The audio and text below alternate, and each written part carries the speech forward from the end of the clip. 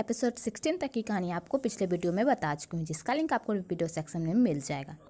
पिछले एपिसोड में हमने देखा था कि सेंग को पता चल जाता है कि मेंगहुई वही लड़की है स्कार्ड वाली, तो वो मेंगहुई को सब बताने जाता है पर बता नहीं पाता। आगे मिसेस स्कार अपना सामान पैक करके ऑफिस से जा रही होती तो सारे स्टाफ बहुत खुश होते हैं और गॉसिप करते हैं कि मिसेस स्कार ने कहा था कि उसे मैनेजर सू ने हायर किया था, कि तभी वहाँ मैनेजर सू भी आती और सबको काम करने को कहती, और जब वो चली जाती है तो सारे स्टाफ फिर से गॉसिप करने लगते हैं। आगे जियांग सेंग के ऑफिस जाता है ढेर सारी फाइल लेके, तो सेंग कहता है मिसेस स्कार की वजह से बहुत काम बढ़ गया है ना, तो जियांग कहता है नहीं, और आप मुझे ओवर टाइम के लिए पे भी तो कर रहे हैं। तो सेंग कहता है हाँ, अब मिसेस स्कार नहीं है तो अब से तुम्हारा डबल पे बंद। तो जियांग शॉक हो जाता है। तो सेंग जियांग से कहता है रुको, मुझे तुमसे एक पर्सनल काम है, क्या तुम मेरी मेंगहुई के साथ एक मीटिंग अरेंज कर सकते हो, मुझे उसे कुछ इंपॉर्टेंट बताना है। तो जियांग कहता है मैं आपका असिस्टेंट हूँ, मैं आपकी पर्सनल चीज़ें अरेंज नहीं कर सकता, मैं सिर्फ काम की चीज़ें अरेंज कर सकता हूँ, मैं आपके लिए 24 घंटे काम नहीं कर सकता। तो सेंग कहता है तुम डॉक्टर ताओ से मिलकर बहुत बदल गए हो। तो जियांग कहता है आप भी मेंगहुई से मिलकर बहुत चेंज हो गए हैं। वेल यहाँ इन दोनों की खट्टी मीठी नोकझोंक देखने को मिलती। आगे जियांग वहाँ से चला जाता है तो सेंग मैनेजर को कहकर जियांग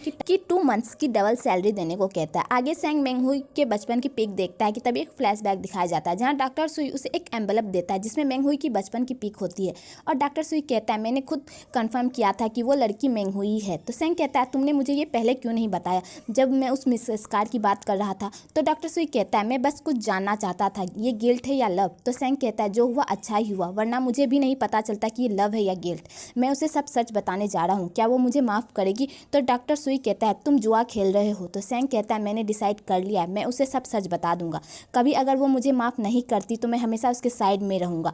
वेल आगे सेंग मेंगहुई को मैसेज करता है मुझे तुमसे मिलना है। आगे एक फ्लैशबैक दिखाया जाता है जब मेंगहुई के फेस पे वो स्कार था तो सारे बच्चे उसे देखकर बुरी तरह गॉसिप करते थे। तो सेंग मेंगहुई को दूर से ही देखता था और वहाँ डॉक्टर सुई भी उन दोनों को दूर से ही देखता था। वेल आगे सेंग और सुई उसी जगह पर मेंगहुई का वेट कर रहा होता है। तो डॉक्टर सुई सेंग को कहता है नर्वस मत हो, मैं यहीं पर हूँ, कि तभी वहाँ मेंगहुई आती है। तो सेंग कहता है मैं रेडी हूँ, मैं मेंगहुई को सब कुछ बता दूंगा, और मेंगहुई के पास जाता है। तो मेंगहुई कहती है क्या तुम मुझे यहाँ जेंगजू से मिलवाने लाए हो। तो सेंग कहता है वो हमेशा ही तुम्हारे आसपास था, इन सालों में वो पूरी तरह से गिल्ट और रिग्रेट में जी रहा था, वो हमेशा तुम्हारी तलाश में रहता था, तुम्हारे नुकसान की भरपाई करने के लिए वो हमेशा तरीकों के बारे में सोचता था।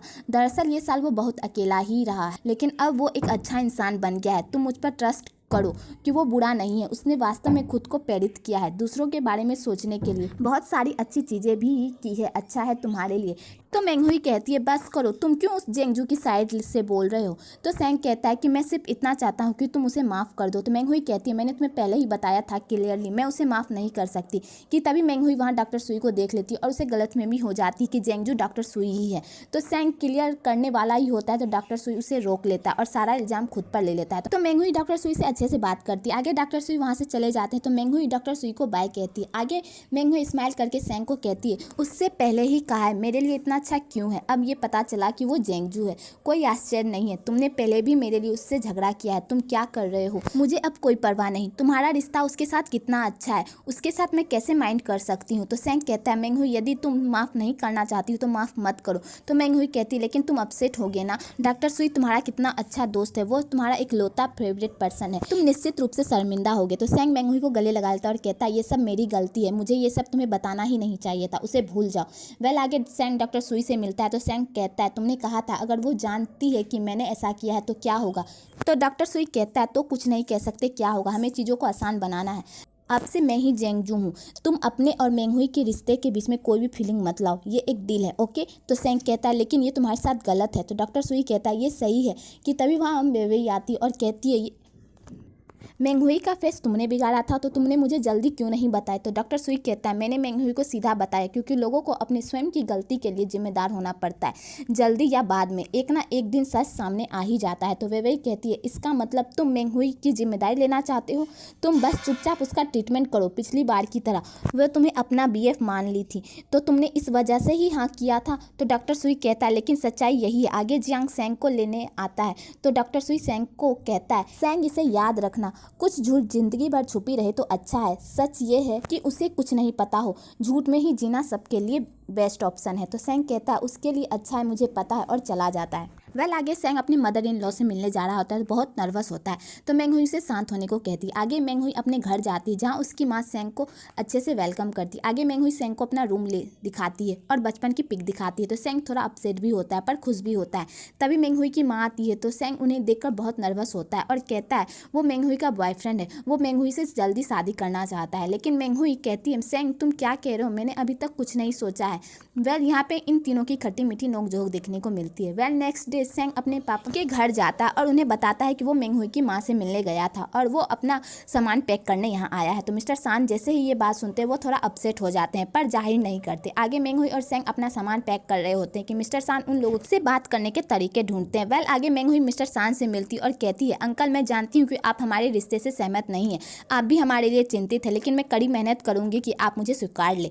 मैं वास्तव में सेंग को बहुत पसंद करती हूँ, इसलिए मुझे उम्मीद है कि आप मुझे एक मौका जरूर देंगे। तो मिस्टर सान उधर चले जाते हैं तो मेंग हुई एक स्टैचू को देखती है और उसे टच करती है। तो मिस्टर सान कहते हैं तुम्हें पसंद है तो तुम ले लो। तो मेंग हुई मना करती है लेकिन मिस्टर सान उसे दे देते हैं और फाइनली मिस्टर सान मेंग हुई को बहू के रूप में एक्सेप्ट कर लेते हैं। आगे सेंग और मेंग हुई अपने घर जाते हैं तो मिस्टर सान उन्हें बाय करके अंदर आते हैं तो उन्हें घर बहुत सूना लगता है और वो मिसेस सान को बहुत मिस करते हैं और अपने बच्चों को याद करके अपसेट होते हैं। आगे मिसेस सान चोरी छुप के घर आती है और अपने बेडरूम में कपड़े तय कर रही होती है तो वो देखती है कि उसका बेडरूम पहले से ही नए कपड़ों से भरा पड़ा है, तो वो बहुत खुश होती है। वेल आगे मेंग हुई, ताओ, वेवई और सेंग बाहर खाने पर जाते हैं और यहाँ पे इन चारों की मस्ती भरा सीन देखने को मिलता है। मेंग हुई कहती है अगर सेंग को मैं कुछ भी कहूँ तो वह तुरंत लाकर मुझे दे देता है, जैसा अगर मैं कहूँ मुझे पांडा पसंद है तो वो मुझे वो भी लाकर दे देगा। और तभी ये सेंग सुन लेता है और कहता है तुम्हें पांडा पसंद है। वेल यहाँ पर सेंग मेंग हुई की बहुत केयर करता है कि तभी वहाँ मैनेजर सु आती है और कल की मीटिंग के बारे में कहती है तो सेंग उस मीटिंग को कैंसिल करने को कहता है। तो मेंग हुई कहती है ऐसा मत करो,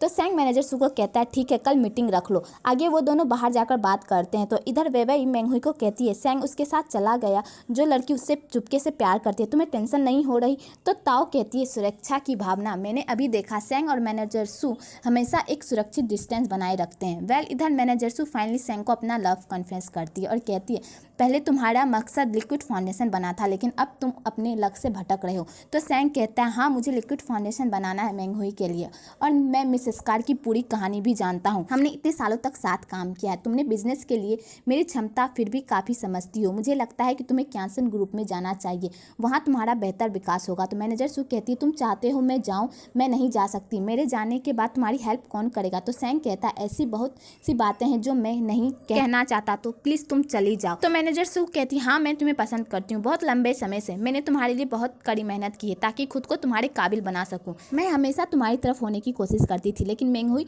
वो कुछ नहीं करेगी, वो तुम्हारा काम और लाइफ लेती ताकि वो उसे गड़बड़ कर सके। तो सेंग कहता है ऐसा इसलिए क्योंकि तुम उसे जानती नहीं हो, तुमने कहा तुम मेरे लिए इतनी मेहनत की है लेकिन तुम जानती हो तुम इस वजह से अपने आसपास काम करने वाले को कितना दबाव देती हो और जुल्म करती हो। मेंग हुई अलग है, उसने भी कड़ी मेहनत की है लेकिन उसके आसपास के लोग उसके साथ हमेशा खुश रहते हैं, ये तुम दोनों में अंतर है। तो मैनेजर सु कहते तुम उसे कब से जानते हो, तुम्हें उस पर ट्रस्ट है, मुझ पर नहीं, मुझ पर विश्वास नहीं हो रहा, तुम उसे पसंद करते हो, उसके चेहरे पर लंबा स्कार है। तो सेंग कहता है तुम जानती हो तुम किस बारे में बात कर रही हो, सबसे बेटर ऑप्शन है कि तुम रिजाइन कर दो। तो मैनेजर सु वहाँ से चली जाती है। वेल इधर वो तीनों अपने अपने पार्टनर्स की बात करते हैं। वेल आगे जियांग बार में होता है तो वहाँ डॉक्टर ताओ भी आती है और यहाँ पर फाइनली जियांग अपने लव का कन्फेशन कर देता है। वेल इधर मेंग हुई घर जाती है तो घर का पूरा डेकोरेशन चेंज होता है और बहुत अच्छा भी होता है कि तभी वहाँ सेंग आता है और उसे एक और सरप्राइज के बारे में बताता है, उसके लिए उसे आंख बंद करने को कहता है।